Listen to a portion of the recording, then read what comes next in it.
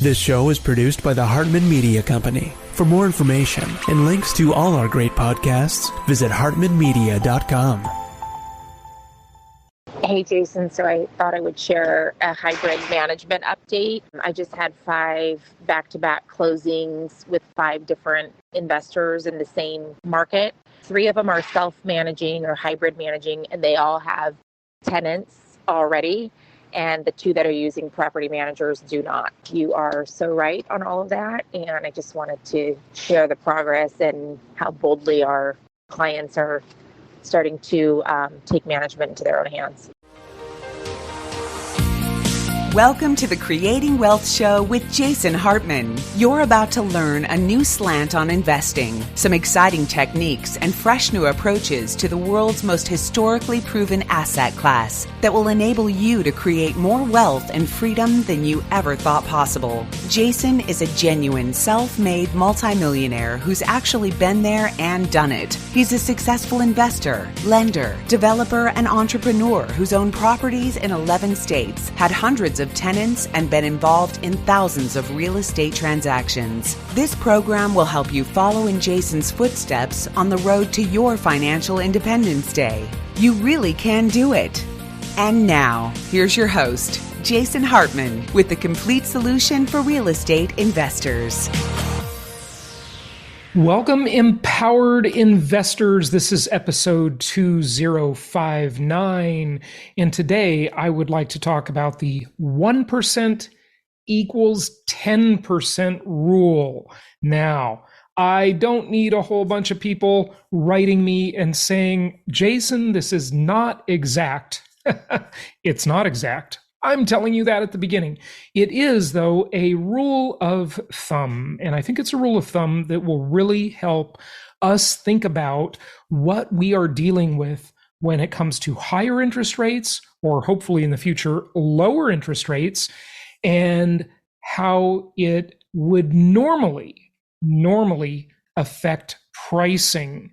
But this time, it did not affect pricing in the way most people thought, except for yours truly. I thought differently, and you can go back and listen to the old episodes, and you can see how right I was. Now, this will not continue to be true forever because, of course, nothing lasts forever. It is always a dynamic market, and eventually all of the crash bros will be right someday, but it doesn't look like they'll be right very soon. And the scariest thing of all is the untold damage they have caused to people's lives. They have literally ruined retirements. They have ruined financial futures because these crash bros, these fear porn purveyors, they're out there spouting all of the doom and gloom, and they are causing people to miss opportunities. Most people are not recognizing the dogs that don't bark because our minds tend not to notice what doesn't happen. What we do notice is what does happen, but it's very important sometimes to notice what doesn't happen, because sometimes what doesn't happen could be the most important thing. And what do I mean by this? Well, what doesn't happen in your life?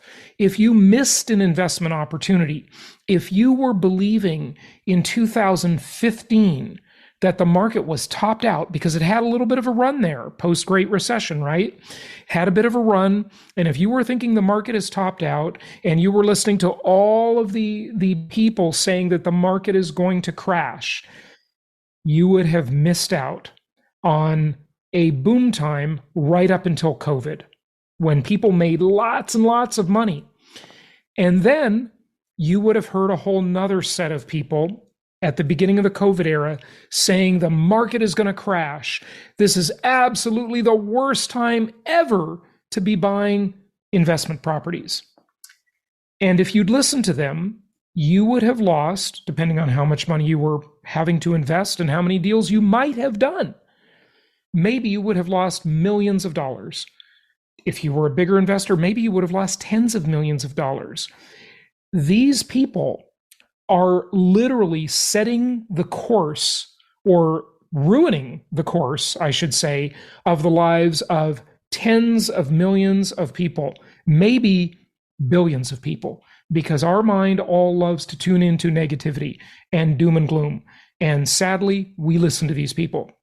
Now, I'll tell you, I am not immune to this, because I seek this stuff out too. And I have been following this kind of news since the 90s. I have been, well, really before that, even in the 80s, this kind of doom and gloom stuff. I remember hearing in the late 80s about Howard Ruff. Okay. And Howard Ruff was on my show, and he had been writing about the apocalypse, the collapse of society coming for many years. He was a gold bug. He told you to store food and store water and do all this stuff. And look, I have another show, as many of you know, called the Holistic Survival Show, protecting the people, places, and profits you care about in uncertain times.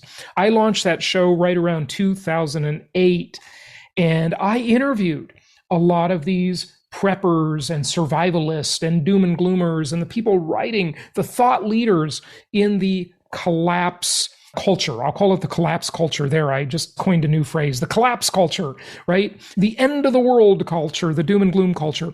And what I realized after doing 256 of those interviews, 256, okay, that, are generally 45 minutes to an hour long each, probably, maybe 45 minutes on average, is that these people have a sickness. And the sickness is that they've confused being responsible and prepping, which is responsible, a basic amount of this. They've confused a task that should be on your to-do list that you check off. They confused it with a lifestyle. It's not a lifestyle. It's a to-do item. And once you do it, you're done. And you move on and you enjoy your life. The phrase I made up for these folks is they're so busy preparing for the end of the world. They're so busy doing all of this stuff to make sure that they survive, that they live, and they outlive all the rest of the people that are going to die when society collapses and the economy collapses. They're so busy preparing for that they never live in the first place, right? This is a to-do item. It's not a lifestyle, right? I remember when I was hired to do a speech at one of these prepper survivalist conferences. And I came and I spoke and I talked about real estate and economics and so forth. I just was kind of shocked by some of the people I met and, their whole mentality about this stuff. It's just a strange, it's a form of sickness.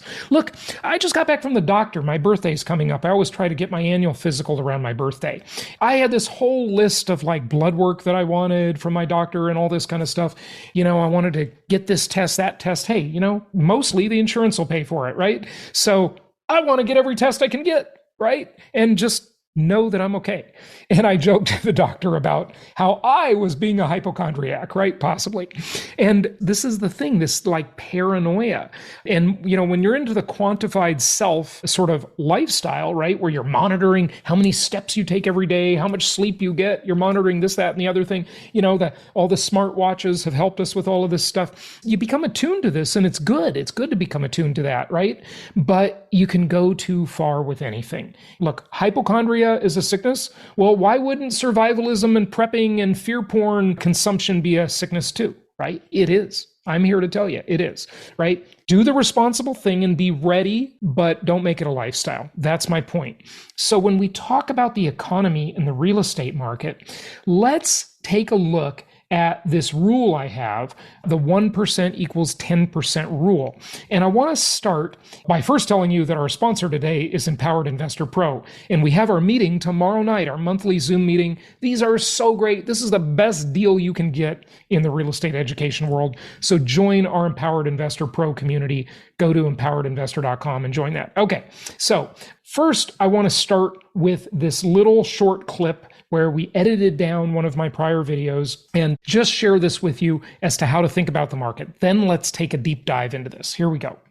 We are simply in a massive shortage. So if everybody listening just pictures their kitchen sink for a minute and think about if your sink were full of water, we'd call that a normal market. A bad market would be where the water is overflowing. So right now, your sink, if you're comparing it to the market, is about 40% full. It's 60% empty. That's the amount of inventory we have. Let's look at two more components. The faucet represents new homes coming on the market, and the faucet is just trickling. Barely anything is coming on the market. And the drain represents the buyer demand. And so that is how many buyers are buying properties. Now, the Fed has demand as best it could. But demand is down by about 20%. If it were a booming market like we had, the drain would be fully open. Right now, it's about 20% clogged, less demand, and the faucet is at a trickle, and the basin of the sink is only 40% full. That's where we are. Probably won't last forever, but there's a lot of evidence saying that it'll last a long time. Okay, so this is to explain why what most people thought would happen didn't happen.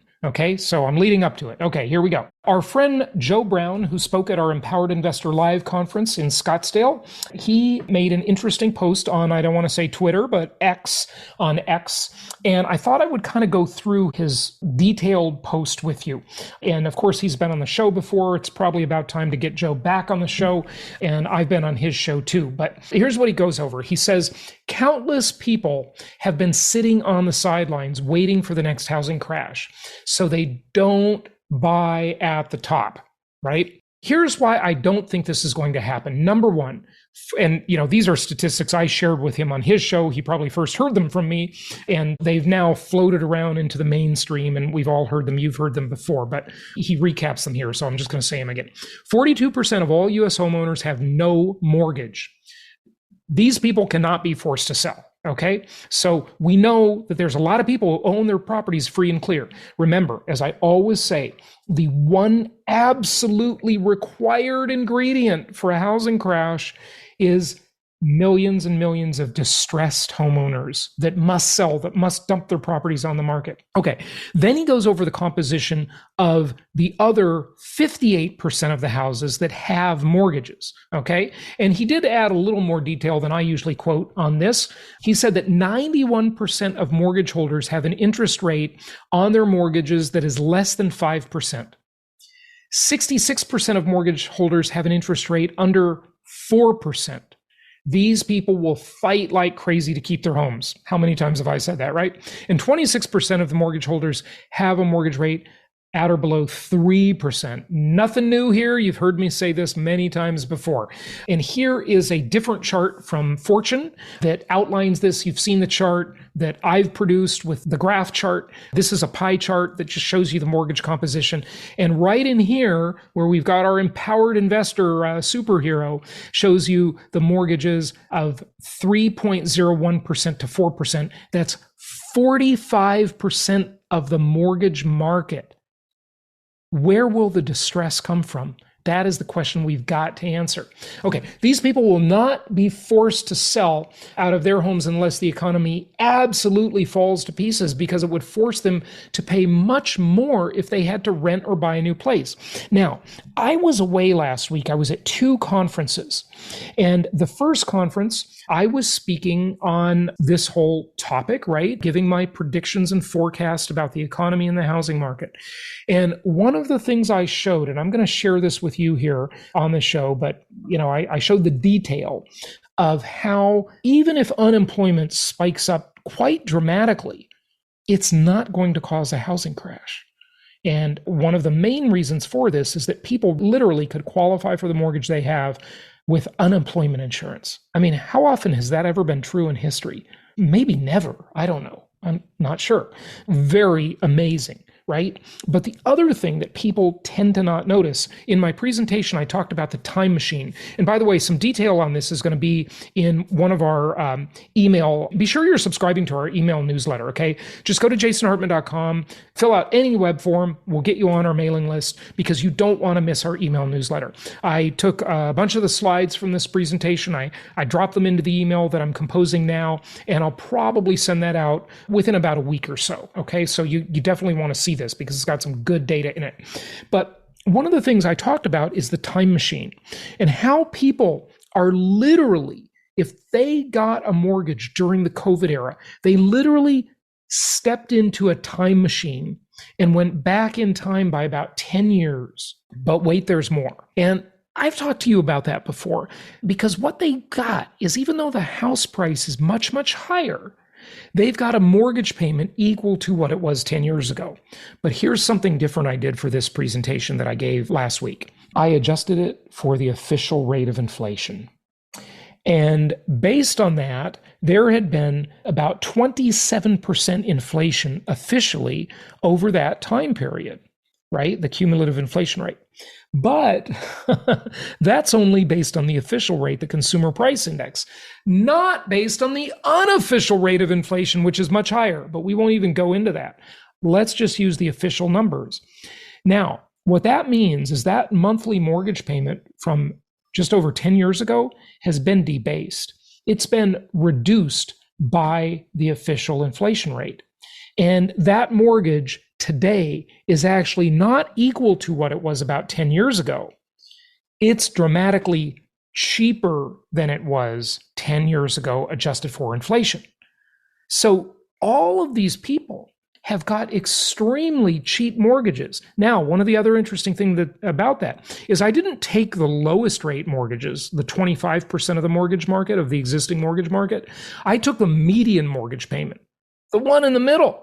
And still with those people, they've got a house that is much cheaper to own than it would be to rent a little tiny apartment. You think they're going to give that up? No way. Not going to happen.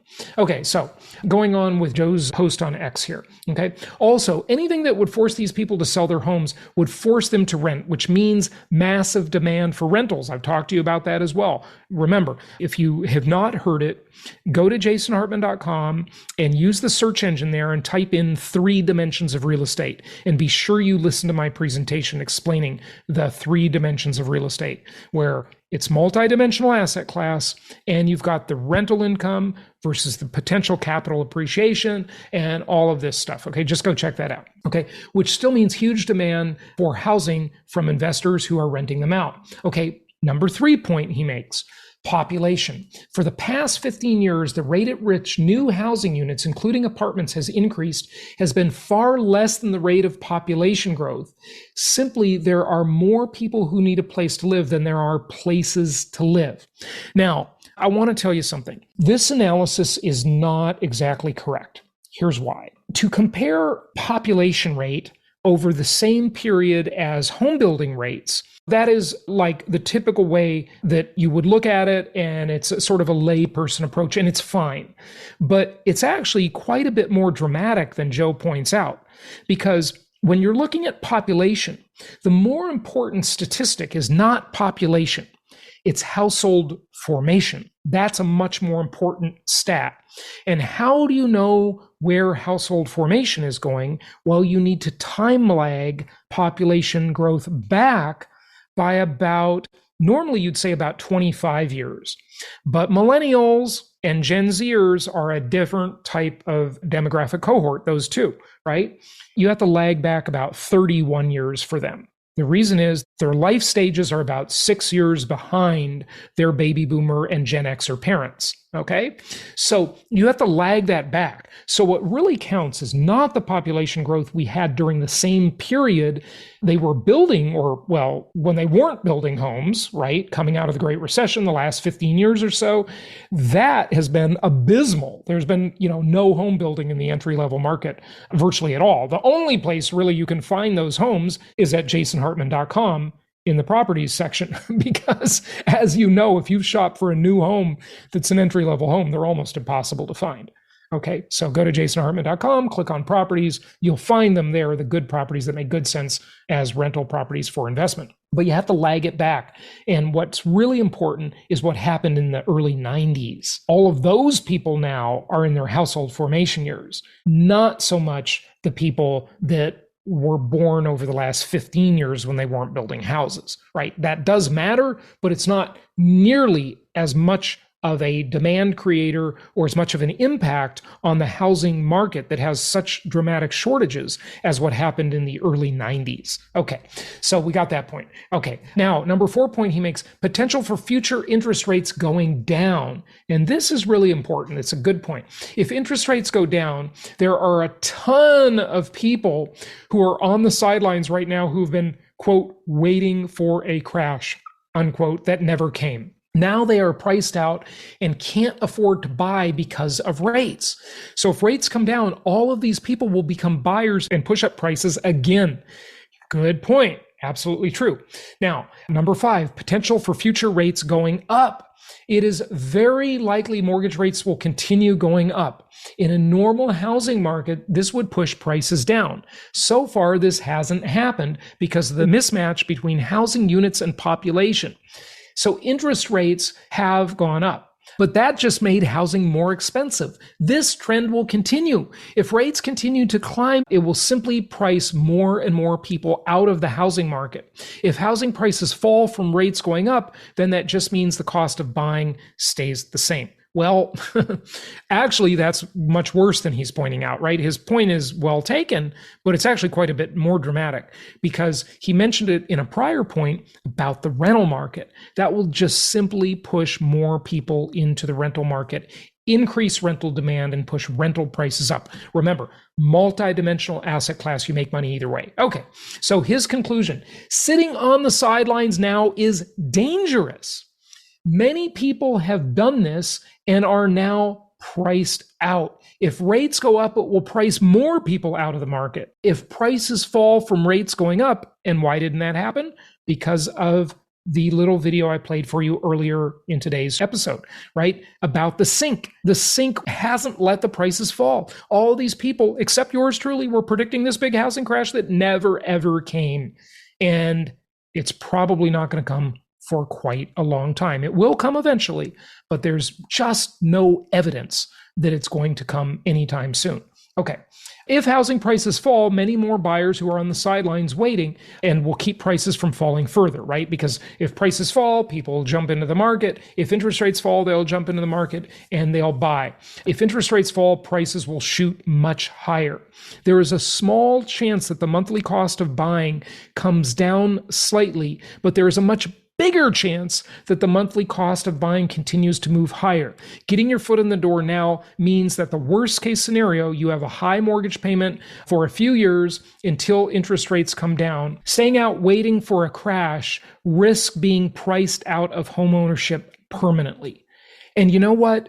That's exactly right. You know, it has been amazing to me how resilient the real estate market is and how, frankly, how good business has been for us. With these higher interest rates, I really did not think the market would hold up quite this well in terms of our business, right? Yeah, I didn't think there was going to be a real estate crash, and I still don't think that's coming anytime soon, but there is an issue of volume. Volume and prices are two separate things. They do not necessarily track each other. And I have been pleasantly surprised, thank you to all our clients out there, at how good the volume of business has been through these massive interest rate hikes. And that's because you, our audience, our investors, you get it, right? You know that you can constantly renegotiate the deal. That's one of the beautiful things about real estate. You know, as I've said before, when we do a deal with someone, when we reach an agreement to trade with somebody and engage in commerce with them, and if they don't keep their word, if they don't keep the deal, we don't like that. We call them a weasel, right? They're unethical people that backpedal on their agreements. No good, no bueno, right? But in the investment property business, you can constantly change the deal, right? Because you always have the chance to refinance the property and change the deal. And there are many other ways to change the deal as well. So you buy it today, and that's not the deal you're stuck with for the future. So, you know, I'm terrible at predicting interest rates. I'll be the first one to tell you I've been really good at my predictions for a long, long time now. And the vast majority of them have come exactly true, just like I said they would. But the one that has not come true is interest rate predictions. So I've been notoriously bad at predicting interest rates. But that said, I will make my prediction on interest rates. I think we're going to see mortgage rates ultimately settle in the next couple of years somewhere into the high 5s. Now, that'll be for owner-occupied mortgages. Investment property mortgages will be a bit higher than that. They'll be in the 6s. But it just feels like that's where the market will settle. Okay. And if that happens, that mortgage rate is renegotiated, it comes down quite a bit, and your deal gets better than the deal you agreed to today. There you go. Okay. As we wrap it up here, I just wanted to share something on a personal note. Well, personal and business note. So I did a show just over a year ago about this big case that we won. Myself and two of my companies won in federal court. And that was this competitor who was engaging in unfair competition. They were saying all sorts of lies about me online and all this kind of stuff. Well, we won that case. We got a jury award of just over $50 million originally. And of course, there were lots of post-trial motions and they tried to get the award down. Well, after over a 1-year wait, the court finally made a ruling denying their post-trial motions and securing our jury award that ultimately came in with interest just over $30 million. The court did find initially some of the things were duplicative, and so we weren't entitled to damages for all of them, but that award now is a firm award. Of course, they can appeal, but appeal is a whole nother process. But at least the federal court did decide in our favor, and we secured that judgment over $30 million with interest cost. So that's great. And we are looking forward to collecting whatever we can on this judgment. One of the reasons I tell you this is because I wanted to give you an update on the case. We did a whole video about it where we interviewed our lead attorney on the case, and it's really insightful. I tell you, this could happen to any of you. It could happen to someone you care about.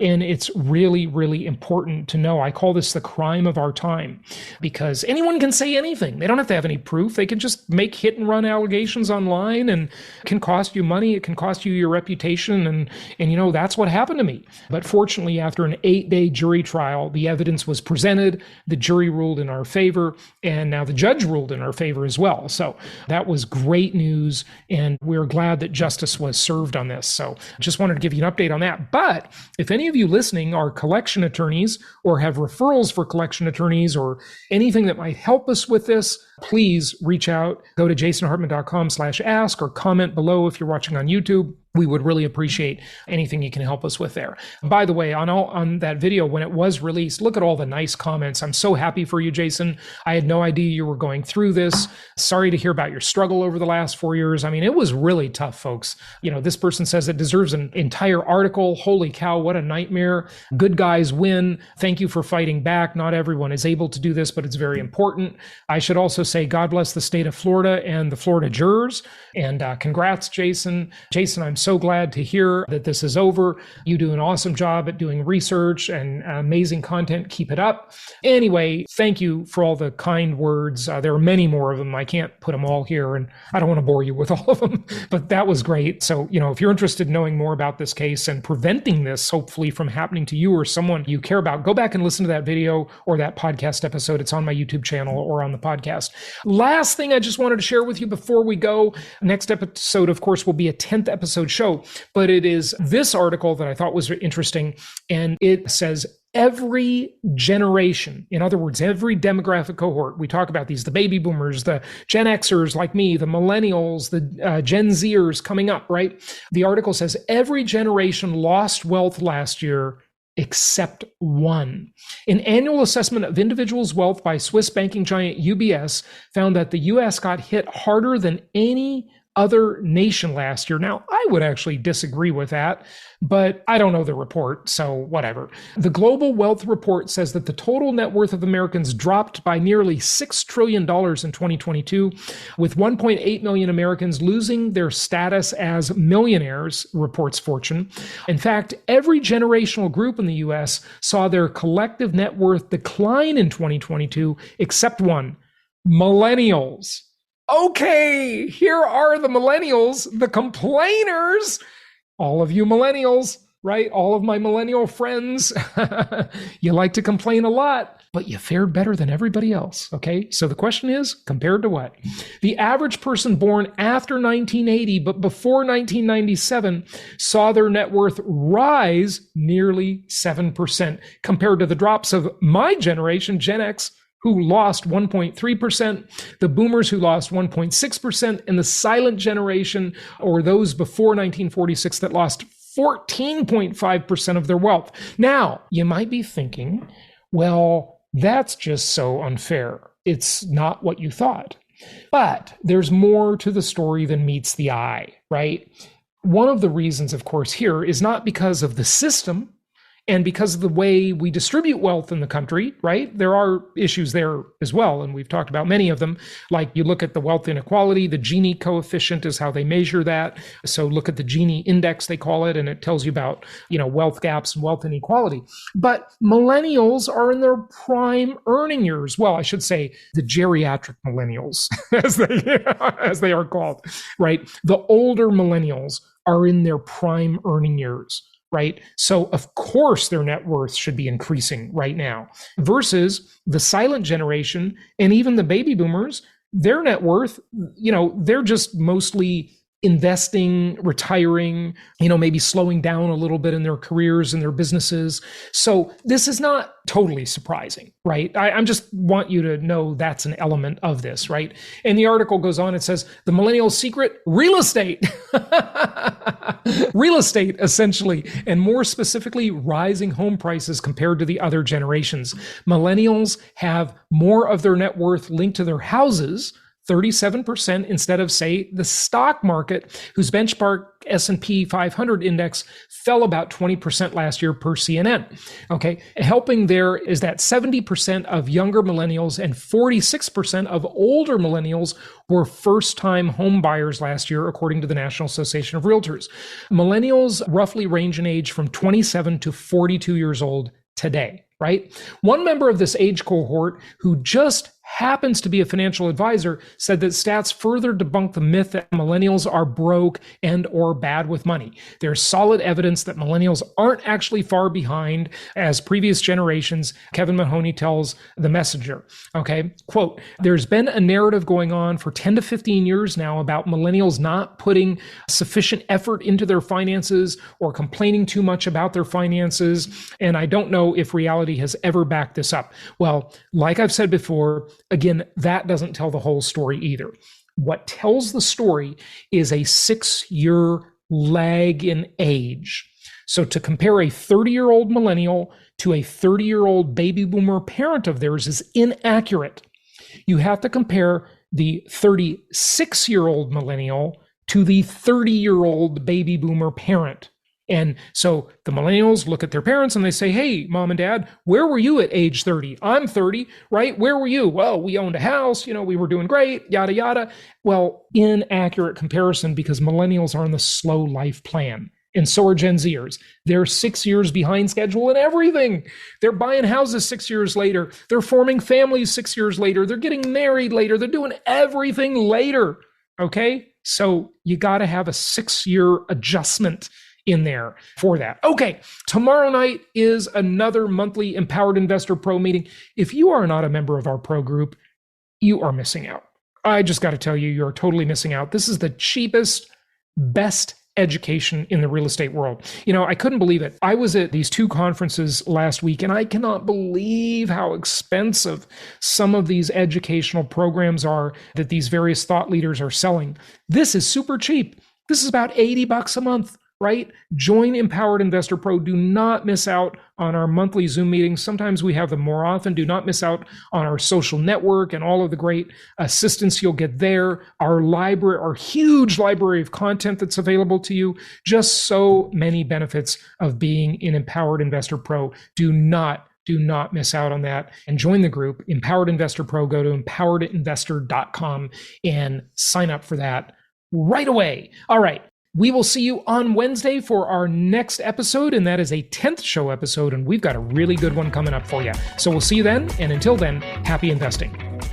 Thank you so much for listening. Please be sure to subscribe so that you don't miss any episodes. Be sure to check out the show's specific website and our general website, hartmanmedia.com, for appropriate disclaimers and terms of service. Remember that guest opinions are their own, and if you require specific legal or tax advice or advice in any other specialized area, please consult an appropriate professional. And we also very much appreciate you reviewing the show. Please go to iTunes or Stitcher Radio or whatever platform you're using and write a review for the show. We would very much appreciate that. And be sure to make it official and subscribe so you do not miss any episodes. We look forward to seeing you on the next episode.